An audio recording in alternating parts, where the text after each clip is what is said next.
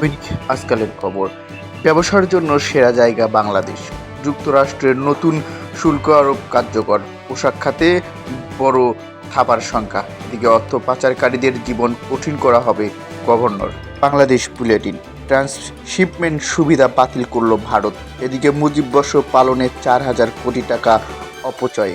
অন্যদিকে ঈদযাত্রায় সড়ক দুর্ঘটনায় নিহত 322, আহত 886। দৈনিক জনকণ্ঠ। এদেশে বিনিয়োগ করুন, বিশ্বকে বদলে দিন। এদিকে চীন ছাড়া সব দেশের উপর 90 দিনের জন্য শুল্ক স্থগিত। এদিকে বিনিয়োগ পরিবেশ উন্নত করতে সব রাজনৈতিক দল একমত। দৈনিক সমকাল। বিশ্বকে বদলে দেওয়ার যাত্রায় যুক্ত হন। বাংলাদেশকে দেওয়া 2 স্থলবন্দরের ট্রান্সশিপমেন্ট সুবিধা বাতিল ভারতের। এদিকে প্রবৃদ্ধি কমে দাঁড়াবে 3.9%, থাকবে উচ্চ মূল্যস্ফীতি। দৈনিক প্রথম আলো।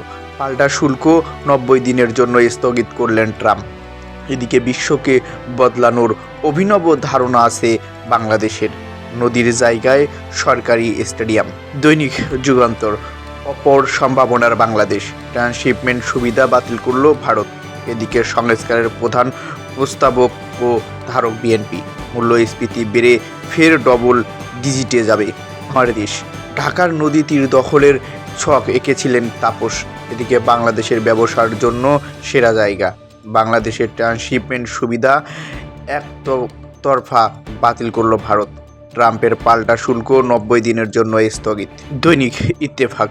বাংলাদেশের জন্য ট্রান্সশিপমেন্ট সুবিধা বাতিল করছে ভারত।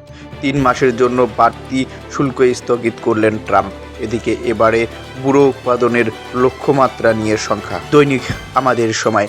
বাংলাদেশ সহ 75 দেশের পাল্টা শুল্ক 3 মাস স্থগিত। রপ্তানি বাণিজ্য খরচ বাড়বে। বিদেশিদের ব্যাপক আগ্রহ প্রতিশ্রুতি। অন্যদিকে কালো বর্ষবরণের প্রস্তুতি। 16 এপ্রিল ডক্টর ইউনূসের সঙ্গে বৈঠক।